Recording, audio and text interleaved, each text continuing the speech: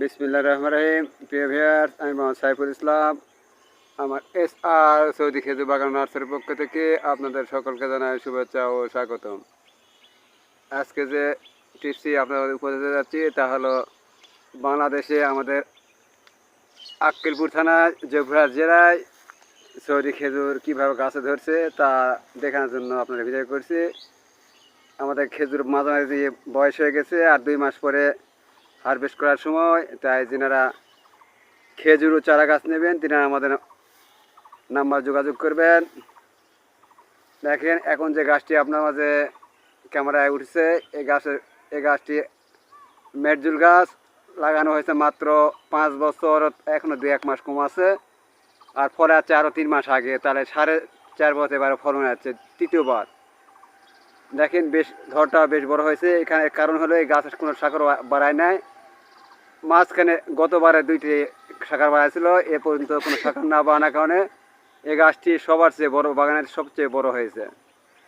তাই দেখি এই গাছের যেদিকে চোখ পাকাইন খালি খেজুরে বাঁধা আর বাঁধা।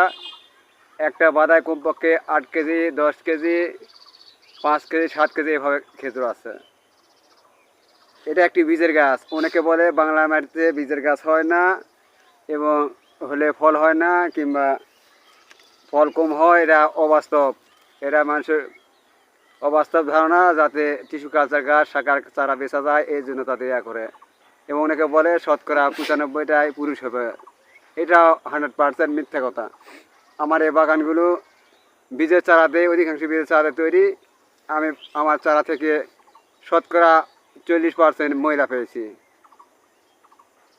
তাই এইরকম সরাসরি বাগান থেকে খেজুর ও চারা গাছ নিতে যারা আগ্রহী তেনারা আমার মোবাইল নাম্বার যোগাযোগ করবেন। আমার মোবাইল নাম্বার 017-66052018। দেখেন চারিদিকে যেখানে যাবে ক্যামেরা সেখানে গাছে খেজুর। এবারে গাছে বাগানে 2য় বছর ফলন।